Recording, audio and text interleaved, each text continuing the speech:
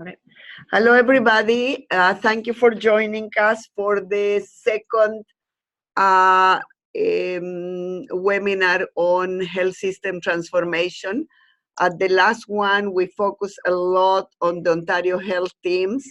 Today, we will focus on a bit more than that and also give you the updates of what we know about the Ontario health team's next steps.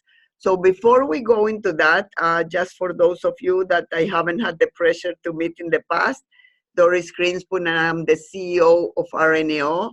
And I'm joined here by people from the policy team, including the director, Matt Kelway, and also from the communications team, Marian Zich, the director, and also people from the IABPG team, all of which will be are engaged on this health system transformation. And I would like Angela on my right hand to give instructions that if people have questions as I go along, to simply post the questions and you go hands up and I will stop and answer the questions. Hi, good afternoon, everybody. If you have questions, we would like you to ask them in the chat box, and then we will open up, as Doris said, when it's time for questions and as they come through. So please type them into the chat box. And that includes if you have additional information that I may not be conveying, because we don't presume to know everything. So if you have additional information that you believe is important, by all means, that would be terrific as well, okay? So with that, let me get going. But before that, if you can try the system, please. And if you can send in the chat line a note, can you hear well? Can you hear well? Yes.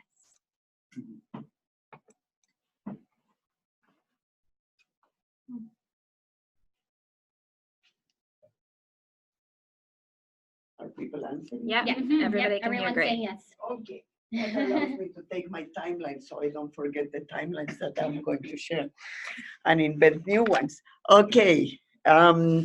So let's first go through the next slide. Okay. So you all know RNAO, Professional Association representing registered nurses, nurse practitioners, and nursing students in Ontario. Not that we will not speak about others as we move along, but I think that's important too. And let me first move through the Ontario health model so you know what we are talking about. So you may remember that at the last meeting I did speak about this diagram, which starts with the Ontario Health Agency, or what some call the mega agency.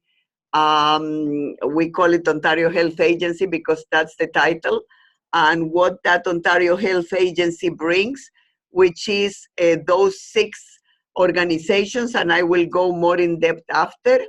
Then we will talk about the regional Ontario offices, which will be 5.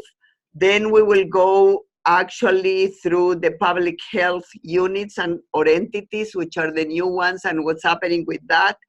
And I will end up speaking about the Ontario health teams, the number of proposals they got, and the timelines that they have now to move forward. So starting with the Ontario Health Agency, this is on the website and you're welcome to see it, and I would encourage that you see it. The agency will build on the same standards of excellence and global recognition developed by many existing agencies across healthcare systems. They propose that they will improve clinical guidelines and offer more effective support for providers, ensure healthcare dollars are used more efficiently by removing overlap in infrastructure and administration. For example, what's called backdoor office, right? Accounting, planning, and human resources, and advanced digital-first approaches to healthcare, such as virtual care, and improve integration and efficiency of digital assets across the health system. So that is in the website of the government, and you can see it there. And I can tell you already that we are interfacing in several of these bullets, including in bullets of providing support and guidance on how to move forward. And we are quite involved in several of these pieces. 6 provincial agencies that will transition to the new agency, and that's in the diagram that I showed at the beginning. And these are Cancer Care Ontario, which is my understanding that will be the first one transitioning. Health Quality Ontario, eHealth Ontario, Trillium Gift of Life Network, Health Share Services Ontario, and Health Workforce Ontario, actually. Marketing and Recruiting Agency. And so the question of people is, where are the liens? And some people by mistake put as another bullet, the 14 liens. That's not the case. They're not folding into the agency. They're actually being dismantled. They will not exist, the Ontario, the liens as we know them. In terms of responsibility, system management and performance, population-based programs and clinical and quality standards, and back office supports, which I shared that before, and system oversight.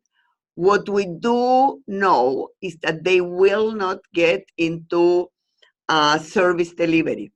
And this is very much something that RNO has asked and pushed since the liens were formed. When the liens were formed, we did say that the liens should be overseeing the system, that they should be allocating resources to the various sectors that belong to the liens. In fact, we said that all the sectors needed to belong to the liens.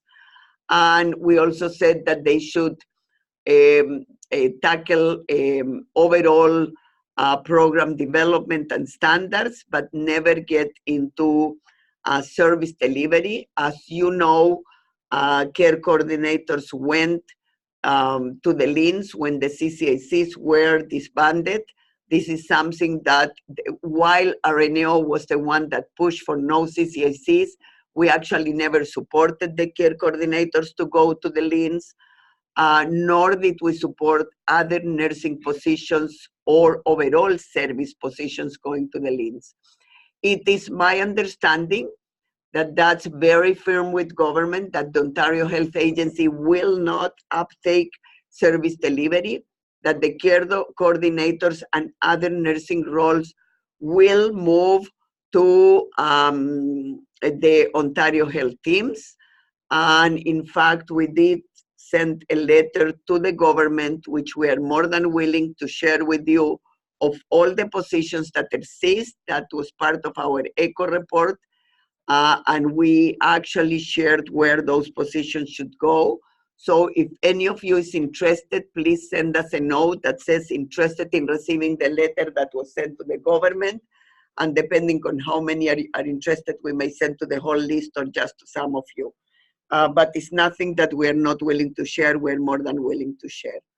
The reason being that we do not believe that you can guide the system and also create accountability to the system and at the same time deliver services and have the resources that deliver services, because that is in many instances a conflict of interest. Let me stop there for a minute first and see if there are any questions about the Ontario Health Agency. Yes, I have one. Please. Just ask it loudly so people can hear. It's Marian Zitch, Director of Communications for RNAO.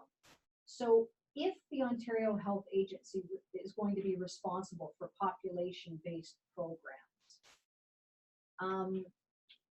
can you provide an example of what that might look like? And or if a team, does that mean a team cannot engage in that?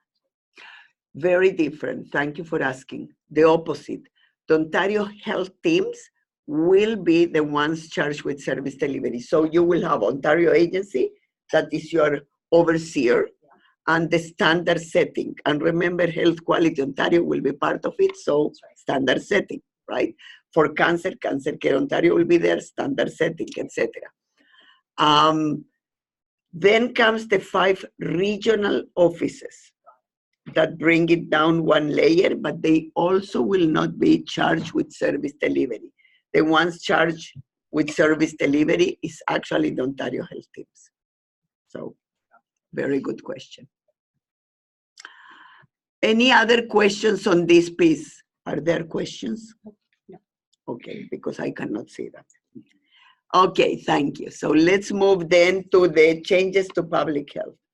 So you all became aware, either directly or through the media, that the government is moving to amalgamate 35 public health units into 10, and initially was going to reduce annual funding to the units.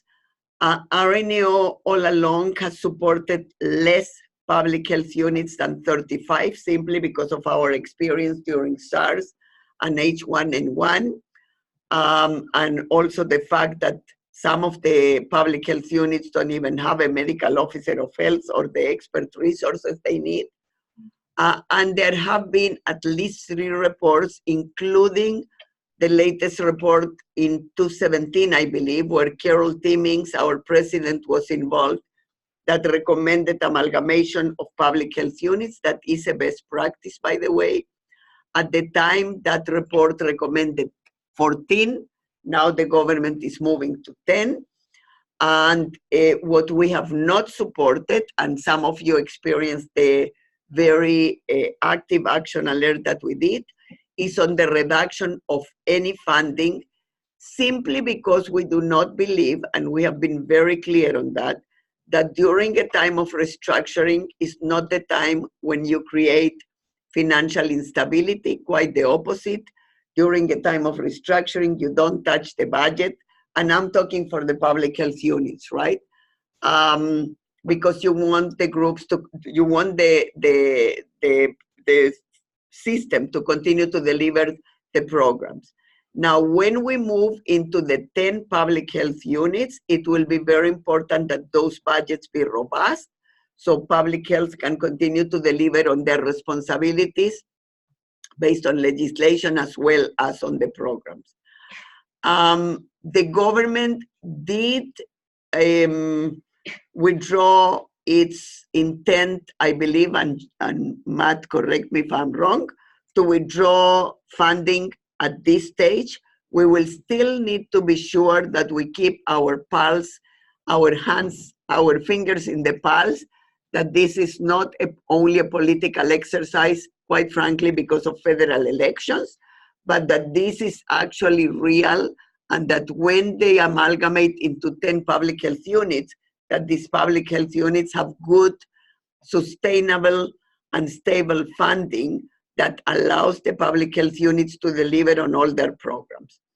The government's plan is to establish 10 regional public health entities and 10 new regional boards of health with one common governance model by 2021. Those of you that read my CEO column about a month and a half ago, before this was out, we did have a good fingers in the pulse. We actually spoke already back then about public health entities. We spoke about 10. So the information, for the most that we have, actually is quite accurate information. And I must say the government has, I have not felt at any point that when I have questions, the government, different government officials do not answer to us. That's not the case. RNAO is in the know, and no one has tried to hide information from us, so I want to acknowledge that very openly. These are the boundaries that are proposed for now on the public health units, and we will send you the slides so you can have it. We have requested from Dr. Williams that chief nurse officers be part of the consultations about these proposed boundaries. the same as medical officers of health and public health boards are being consulted. We believe it's absolutely critical that our chief nurse officers that have the fingers in the pulse on what's happening on the ground on public health be fully engaged and involved in those consultations. So if any of you that are in public health are involved, please let us know. If none of you are, let us know as well, and we will continue to insist all the way up to the premier. Any questions about this?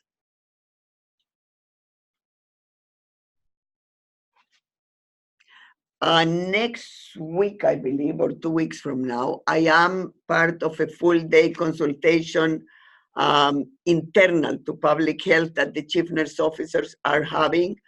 And I will be having some discussions with my colleagues in public health directly. But if any of you have info or intel that wants to share, by all means.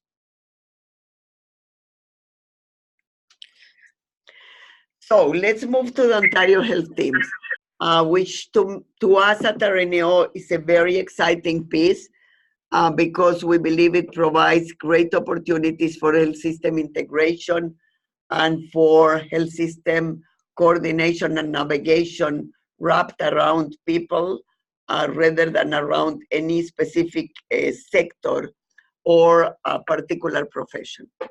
So first of all, that's bothersome.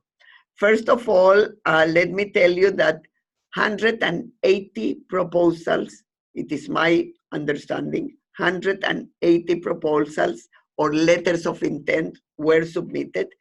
It's not really a letter of intent because I do have 2 of those proposals in my hands, and I will tell you why, and it's because RNAO is intimately involved. But 180 of those, and because of that, the timelines were extended. Originally, people were supposed to hear the first or second week of June.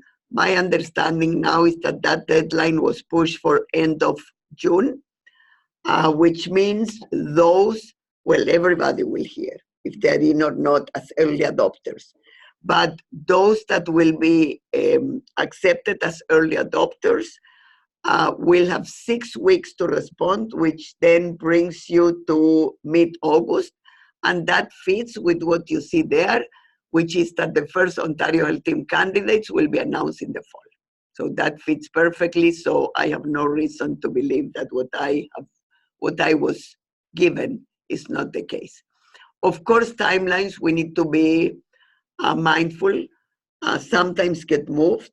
When you receive instead of 50, or what I thought will be 120, at the last teleconference webinar I said 120, and then all of a sudden it's 180, it's good that they're taking the time to do a thorough review. The reason that RNAO also has some of those proposals is because of our BPSO.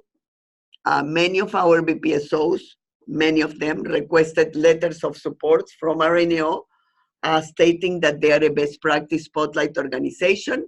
And some of those BPSOs and some of those Ontario Health Teams where BPSOs are well positioned actually are moving into consultations with RNAO of how the entire Ontario Health Teams will use the BPSO approach to move forward, which is terrific in many ways. First, because evidence-based uptake and sustainability is already a proven factor for some of them. So if they can share with the entire Ontario Health Team and make a unified approach, it will really bode well for actually patients and the public.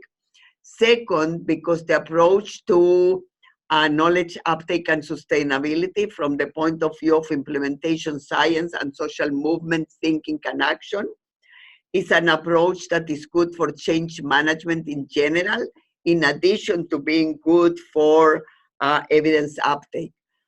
So that is a resource that is open to all of you, whether you are a BPSO or not. It is also a fact that if some of you that are involved in Ontario Health Teams and are not BPSOs want to engage in becoming one as an Ontario Health team, absolutely do approach us. We are going to likely take no more than 3 Ontario Health teams the first round, because we want to make sure that it works well across the entire system and all the health sectors involved. And next week, we are already meeting face-to-face with one of them and working through how it will work. But if some of you, again, are interested, by all means, do approach us, and we will consider that. And if not, at the very least, we will give you tips on how it can work for you. Any questions about this?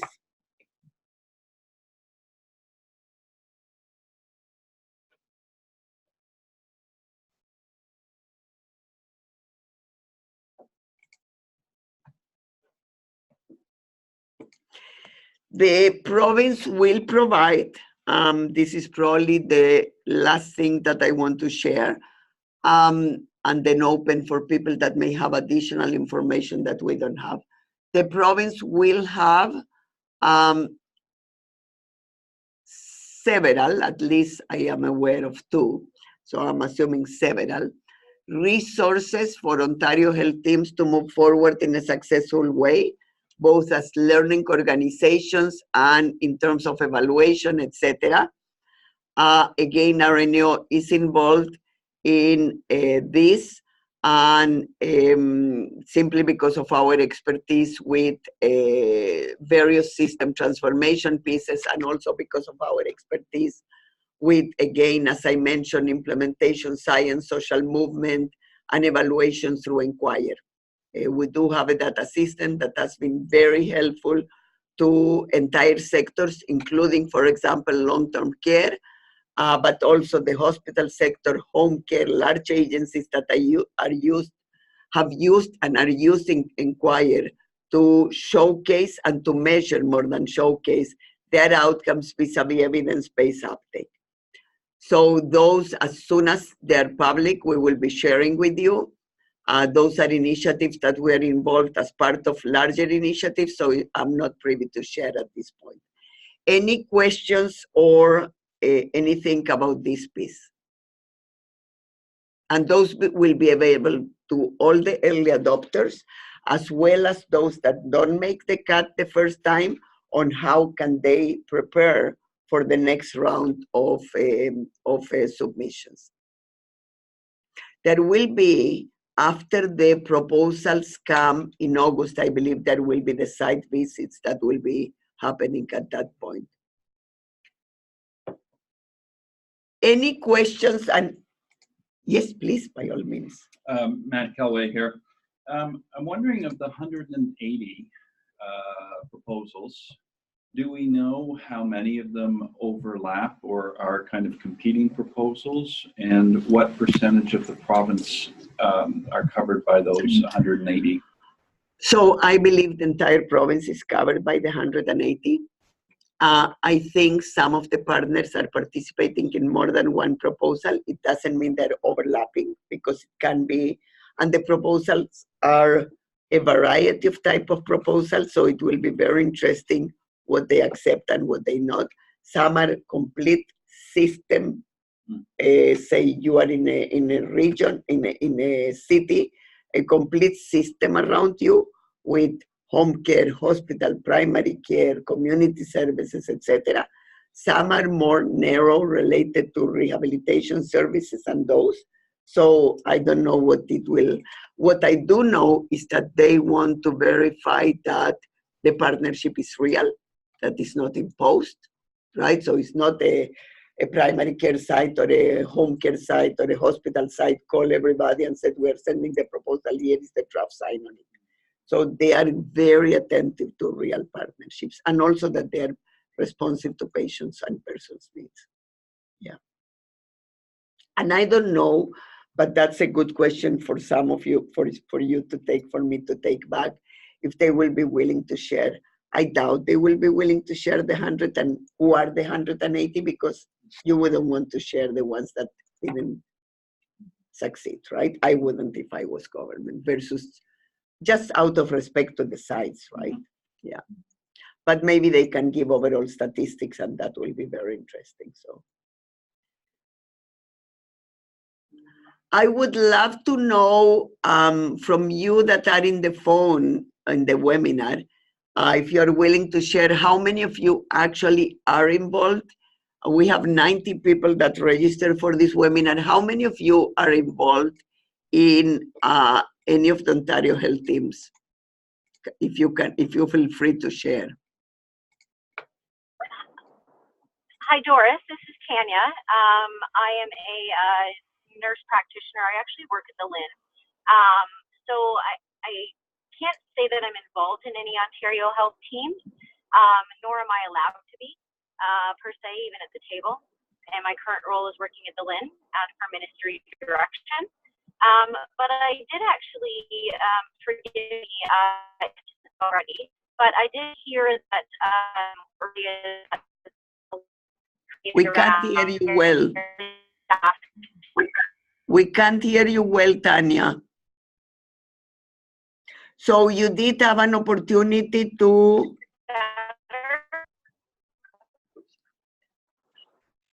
We are not hearing you. Can you type it, please?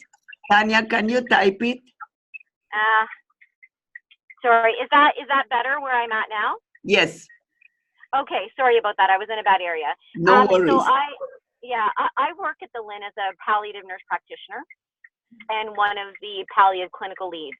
So in working at the LHIN, we are not allowed to be at the table for the Ontario Health Team. So that's been a restriction on our behalf. So we can't sit at the table and provide any information, nor can we be there in planning purposes. So that actually removes a lot of some of us in the NP capacity that are working at the LHIN to being part of that creation of those teams. But I did hear earlier that, and I might have got this wrong, so forgive me, but is there a letter that was created from the RNAO about where the LHIN staff should be? Will yes, that be and we will shared send and it to you. available? We will send it to you. You will want Okay, to know. Yes, you will want to know. And the other thing, Tanya, the other thing, thank you for sharing it, because I will for sure, and I hope you will be okay. I don't need to mention you. Communicate that it is a pity that they don't allow you to participate on Ontario Health Teams in the areas where you live. Because at the end of the day, it is my understanding, first of all, the LHINs will be gone. You will not be sitting at the Ontario agency, that I know for a fact. And whether you will be at the regional area, or whether you will be in home care, or whether you will be, which is our preference, within an Ontario Health Team, is a pity that you are not allowed to participate.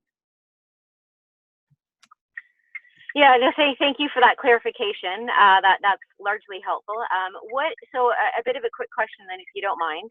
Yeah. Do you see home care staying then with Ontario Health as an umbrella of that, or do you see us staying within that, or do you imagine us being again spread out to the actual Ontario Health teams under their umbrella? So I do not see you at all under the Ontario agency. I don't think, nor does the government. The care coordinators for sure will be on the Ontario Health Teams. Let me start there, okay? The palliative nurses and others that we have, mental health nurses, etc. First of all, let me say this, because I don't think I said this. Mental health was moved to healthcare now, back, which is good. So the mental health nurses and all that piece, the letter that we sent with Kimberly Moran, now is within healthcare. So that's good news. So the letters are making an impact. Our recommendation will be that you be located within Ontario Health Teams. Our recommendation, Tanya, is that the only systems that are known to deliver effectiveness and efficiency and high performance is when they have a robust primary care system. And if we don't take this opportunity to put as many of the resources that we already have in the system that have tremendous expertise into the Ontario Health Teams, is a missed opportunity. So our letter recommends that you guys be in primary care. But if some of you Perfect. will end up in home care, we are not going to So take, I'm just wondering if I should wait for you. You should bring someone else in first because I've got a lineup today. sorry, hello? But if at the end of the day, some of you will end up in home care, those home care agencies will be part of Ontario Health Team. So that's the same. You know what I mean, or similar. So we will not oppose that if that's the question. But we will oppose if that becomes part of Ontario agency, which I am quite confident it will not, that we would oppose, as we did oppose at the time that care coordinators and others were going to the LHINs instead of primary care. Does that clarify? Perfect.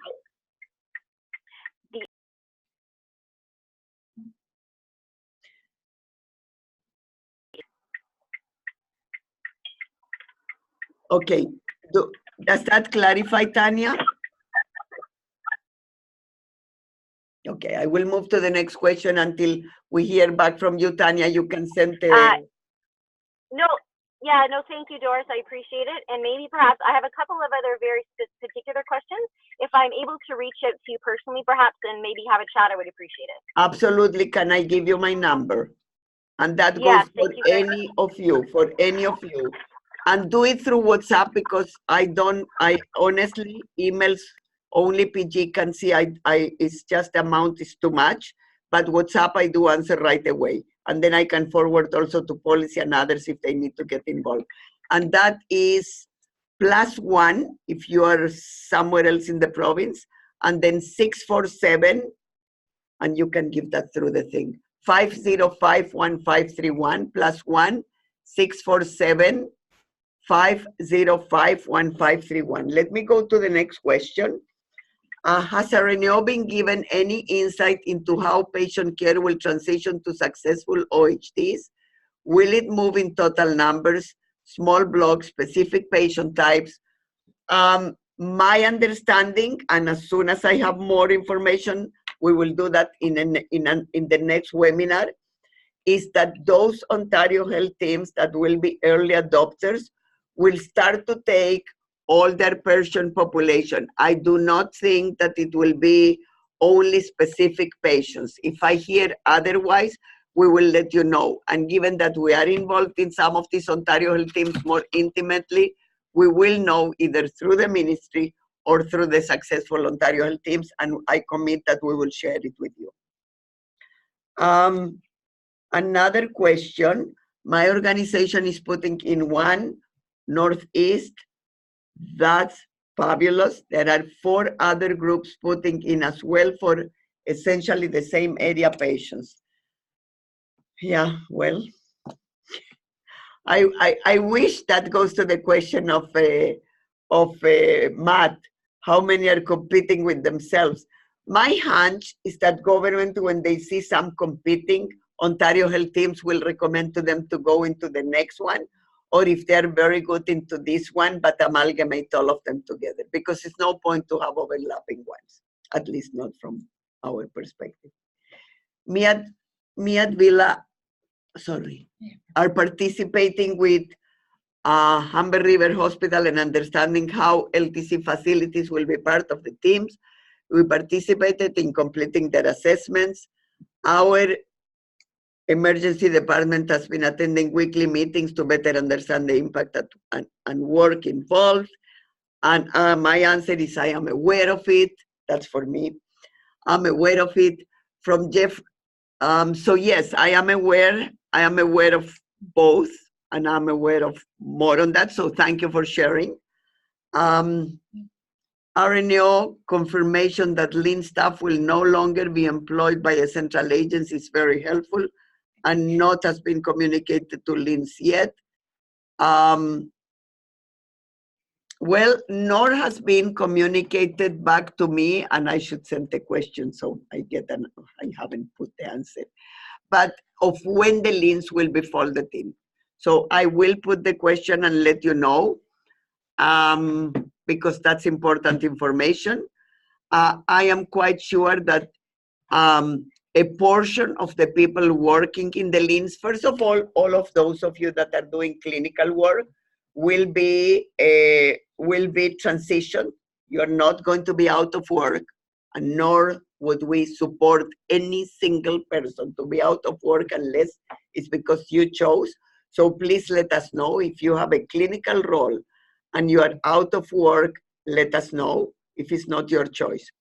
And even if it's your choice, please let us know, because what we want to be very, very, very careful and have our hands, our fingers on the pulse is that we don't lose any position. Even if you choose to move somewhere else, if you are a palliative care nurse or you are a care coordinator or whatever, and you move somewhere else because, you know, you don't want to do the transition, we want to know, because we want to make sure that we retain all the positions that are funded currently to then have those positions in primary care or somewhere in the Ontario Health Teams where the system needs you clinically. We do not want to lose any of those positions. If you are a manager, I mean, it's out of place for me to say what will happen. I only can tell you what I think will happen because I have no confirmation of this. I do believe that senior management of the LHINs will be retained, because it's a resource that is very important for the regional Ontario health agencies. For those 5 regional entities, you need that capacity, that expertise. How many will be kept? What's the extent? I mean, I cannot comment on that. And then middle management, I can comment even less. It likely depends on the role and on your current role, etc. If you need help in strategizing because you think your role is very important, please speak with us. And that's very important. I work in an NP-led clinic as an NP. Our executive director, along with the local hospital and several other family health teams, put forth a proposal. She's not a nurse practitioner, not sure if we will have enough representation once they receive approval. Well, for anyone to put a proposal, and I'm speaking with confidence because I have 2 proposals in my hands. If any of you believe that your Ontario Health Team, whatever that composition is, has not had enough input of RNs or of nurse practitioners, please give me a call, because that's not a good thing. At the end of the day, Ontario Health Team's colleagues are about service delivery. And I do not know how service delivery can happen without the absolute input of nurses. And by nurses, I mean RNs, RPNs, and nurse practitioners, all of the above.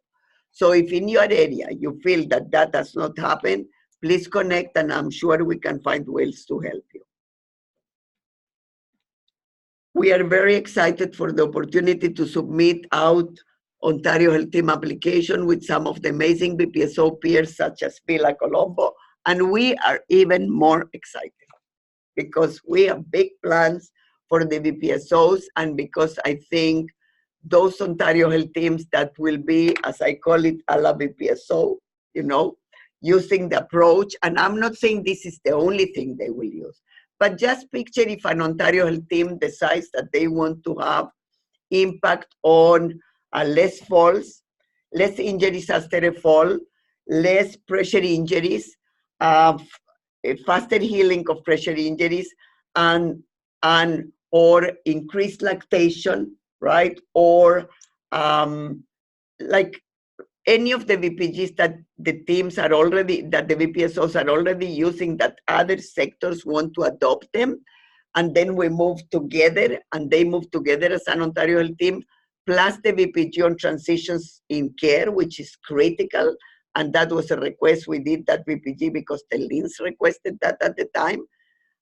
Just imagine if that will move forward and we can measure through Inquire the entire Ontario Health Team by sectors of what that will do to patients in this province. So we are very excited too, and we are participating already, as I said, with 2 Ontario Health Teams, and if some others want to join, we are willing and more than interested to start meetings even before you hear the feedback, because you could start to move with your groups now and demonstrate that is starting to work already, and that only can help you with your full proposals by saying we're already working together on ABC.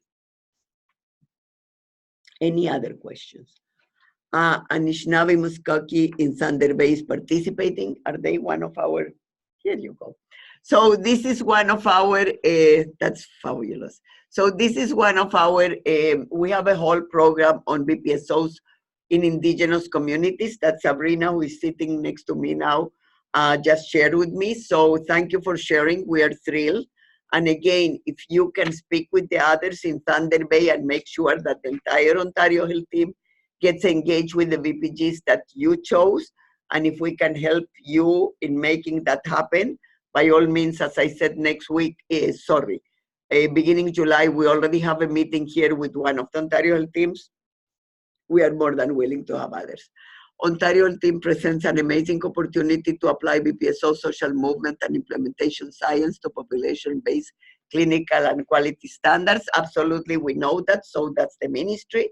And that's why I'm quite confident this will be a program of choice. Another one, do you see the Ontario Health team opening up and having funding for NPs in primary care with specialty focus such as pediatrics? I absolutely will be very interested in having more discussion on this because it will be very good that we push for it. The same goes, because remember, the Ontario Health teams need to treat the entire community, right? So pediatrics is part of it. So I absolutely think you will be an asset, and we need to strategize how we can push it forward. The same goes for palliative care that Tanya asked, right? And the same goes for other specialties that the NPs may have, that I think it would be a good thing, Matt, to have a meeting with NPs and NPIG also on how we can strategize specifically to push nurse practitioner role and their specialties into the Ontario Health teams.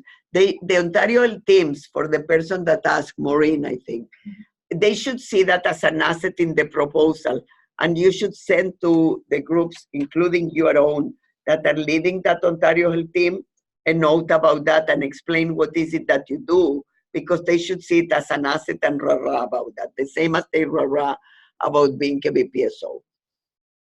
Service to children is a gap in some regions. We know that. Absolutely, we know that. Yeah.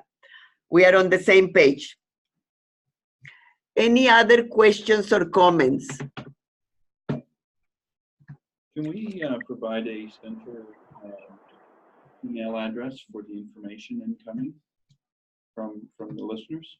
Matt Calway. We could do that, but we have a policy team. Even better. Address too, Even better. which is Kyle. Kyle. So Kyle, can you send, and then make sure that you copy me, because I actually want to be copied in all these communications, because not always I'm at the office and I want to see what's going on. Is it just policy at RNAO? Yeah, I was going to send it to Solali, but policy there. Can you type it there so people can have it? And yes, I know Saint Felice is participating. That's fantastic. That's beautiful. How can we find out who have proposals in our region? I don't think that there is a list that is being shared, and I certainly am not privy to share what I know, because it wouldn't be appropriate. These are not my proposals. These are proposals we are involved because we have been asked letters of support. These are proposals we are involved because we have meetings now here at my office where they are strategizing on the various partners using the VPGs and the VPSO approach of not only the guidelines, but implementation science and social movement to move forward. So we can share that, but if they ever become public, or if you want to send me a note, I can ask if they're willing to share with you. That's different thing. Other information? Hi, Doris. It's Tanya. Oh, sorry, can I ask one more quick question? Absolutely, Tanya. Thank you. It's actually more of a concern that I've been kind of stewing about. In my current role, me and my fellow NPs often see patients that have no primary care provider at all and usually are on the Healthcare Connect wait list. And we provide palliative care and really typically sometimes primary care to these patients, to be bluntly honest. Will it be an expectation of the OHTs to manage their Healthcare Connect wait list and see patients that are not rostered to the Stanley Health teams or to the NP-led clinics in the area? My main concern is by having everyone in this one team is that it will be the expectation to manage the rostered patients of those teams versus somebody that's able to go and see non-rostered patients. Yeah, but you know, we had similar and different concerns with the LINs and CCACs. Quite frankly, Tanya, never everybody has been covered either because they're not in primary care or because they don't have an address for people that are homeless, etc., etc., etc. What we are trying here is to really have everybody covered by all the sectors. We will need to look, and I'm sure the government and others will look at what are the exceptions.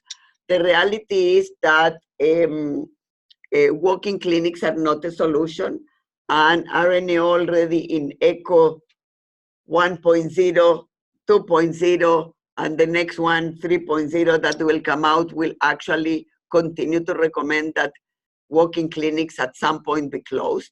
They do not provide continuity of care or anything. So I think we will need to look at the exceptions. But primary care can also be a sector that reaches out, right? And I don't think we have done that very well. But the reality is that primary care, these primary care teams, the same for solo doctors, there will be a system that will cover those solo doctors for interprofessional care and for upstream care coordination. Those same teams can be teams that go out and care for people that are not rostered. And remember, once you start to see that though through emergency departments, like emergency departments will not close the door to people that are brought in an ambulance or brought from the street, right?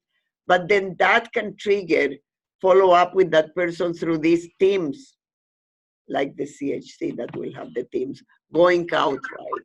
We need to build a better system for people that are not connected also than the current one we have. Because the current one we have is not perfect and it's far from perfect. So, yeah, no, thank you for that. But keep talking with us about that, Tanya, because and Tanya we should connect with her when we have the draft of ECHO 3.0 to tackle that specific issue. Yeah. Yeah, I'd be happy to help with anything. Yeah. Yeah. Can she put her contact info in the chat box? If you can send your contact info, you said you wanted to call me, so when you call me or send to my WhatsApp your contact info, if you don't want to put it on the chat box, just send me on the WhatsApp. Yeah, I'll do that today. Thanks, Doris. No problem. Anything else? So I did mention to you that children and mental health moved to Ministry of Health, that piece. The boundaries for the five regional offices. Trying to remember what I remember now. I was told that I should look at the boundaries for MCISS, that maybe that will give us some clues on the boundaries for children and for the 5 health agency, regional health agencies. Get all these names straight. So that's what we know to date.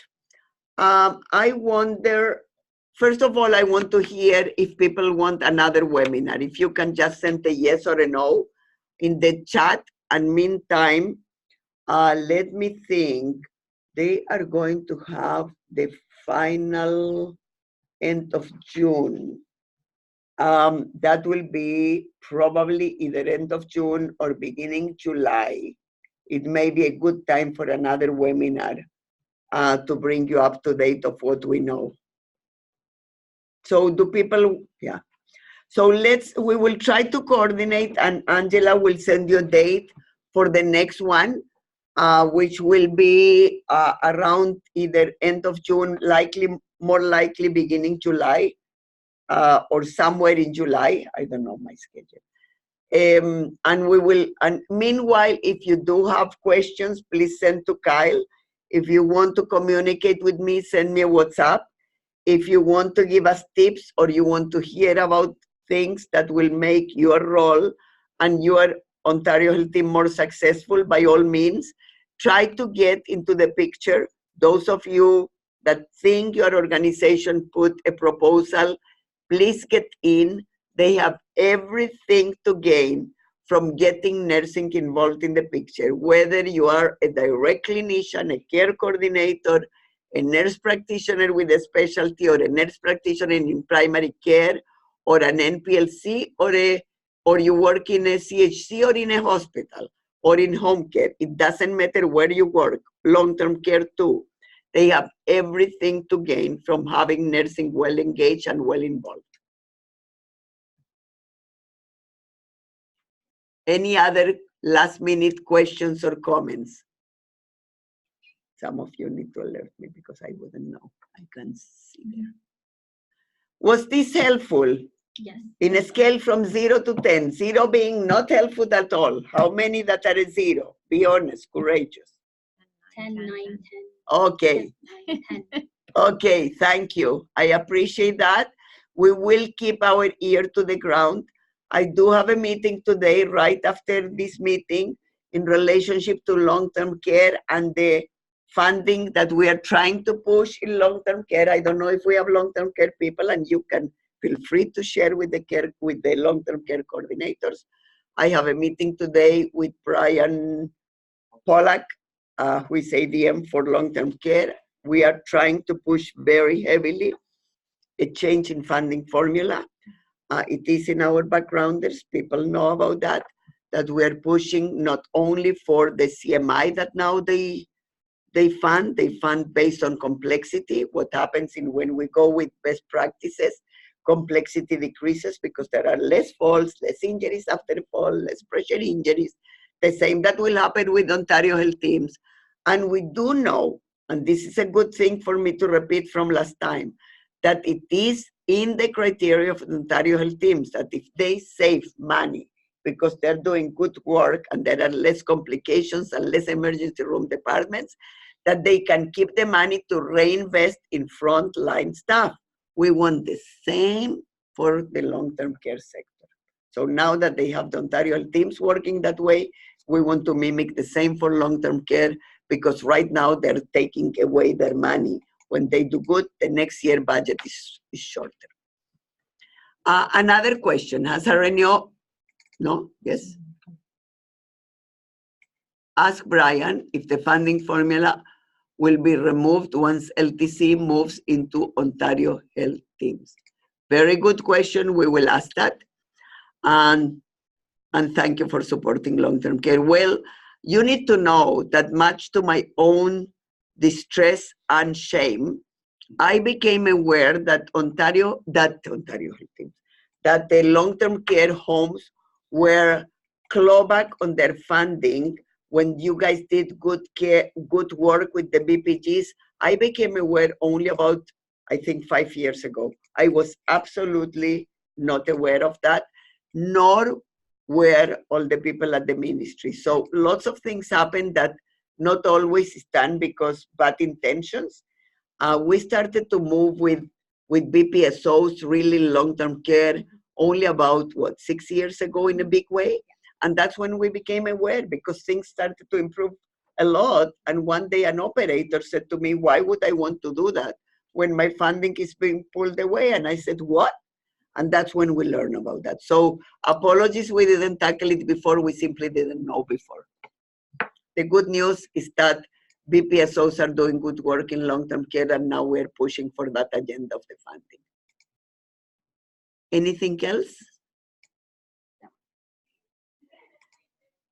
What's that? Or if there is a top-up penalty. I don't think, now, again, this is my guess is your guess. except that I had a briefing of an hour and a half before the call for Ontario Health Teams went out. My understanding is that the government will not be hugely directive of how to pay or or will create penalties. This is not the US model where if you had increased injuries, you get a penalty, and that's the way it is. What they will incentivize, which is in my view much better, is that if you do good care and you save money, right? So that is a positive incentive. You can keep that money for frontline staff. We decrease overall 1% funding hits net. Is that public health? What's that? That must be public health because of the 200K. The funding is my understanding that the government withdrew that decrease in funding. Matt, am I right? Well, that says 200K, 200 million is the public health. Yeah, that's why I'm saying fund. public I health. don't know. I think Long-term Rosanna care, asked a question about long-term care. LTC earlier, so it's a different issue. Oh, sorry. It's the same 200K. That's why I get confused. It seems to be a preferred number by the government.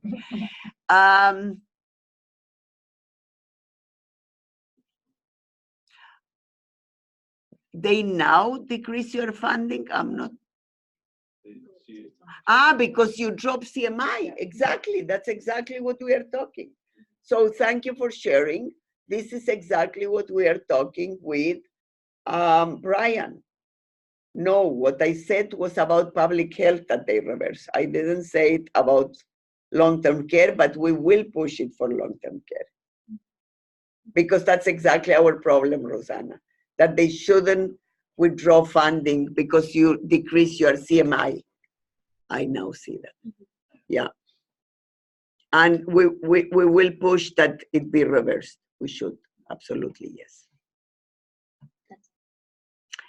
Very good. Anything else last minute? Did we do good with time? What's the time? 2 minutes. 2 minutes. Oh my, we are efficient. And they will not withdraw our funding because we are efficient. We can reinvest the 2 minutes into more intelligence gathering. Responsive behaviors are captured in CMI, but they are captured at less than. So homes are penalized for accepting complex behaviors. That needs to be. Yeah, you see, that all should be fixed. At least the issue is, this is a very good point. The issue is that only a portion of the population and of the sectors and of the organizations will be captured in the early adopter Ontario Health Teams. I'm sure this will not be the case anymore for Ontario Health Teams. There's no way they can do that, okay? The problem is that it will take, who knows, 5 years minimum is my guess, to have every person in this province covered by the Ontario Health Team or all the sectors. So a key piece for us to continue to push is, especially if we get it for the Ontario Health Teams, is okay, let's parallel some of these funding behaviors for the rest of the system.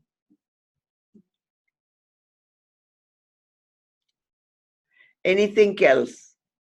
Okay. Thank you very, very much for all of you. If you get intel that we don't have, please share with us. The more we all together know, the more we can move things forward, and the more we can make nursing, and by that I mean RNs, RPNs, nurse practitioners, all your specialties, all your sectors, and our also chief nurses, CNEs, CNOs, all of you to shine. So thank you very much.